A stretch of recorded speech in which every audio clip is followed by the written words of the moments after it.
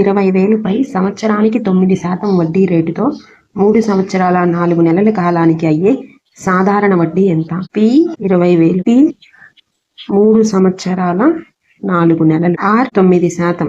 అయితే ఐ ఎంత అని మనం అడుగుతున్నారు. వడ్డీ అనేది సంవత్సరానికి కడతాం కాబట్టి టీ కాలం మొత్తాన్ని సంవత్సరాల్లోకి మారుద్దాం.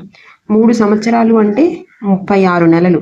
సంవత్సరంలోకి మారిస్తే 36/12 ప్లస్ 4 నెలలు సంవత్సరాల్లోకి మారిస్తే 4/12, టోటల్ 40/12 సంవత్సరాలు. ఇప్పుడు వడ్డీ కడదాం. సాధారణ వడ్డీకి ఫార్ములా I = PTR/100. P అంటే 20,000, T అంటే 40/12, R అంటే 9/100. 2 zeros క్యాన్సిల్. 4 3 4 50, 3 1 3 3, 50 × 40 × 3, 5 4 60, 23 60, 6,000 రూపాయలు వడ్డీ అవుతుంది.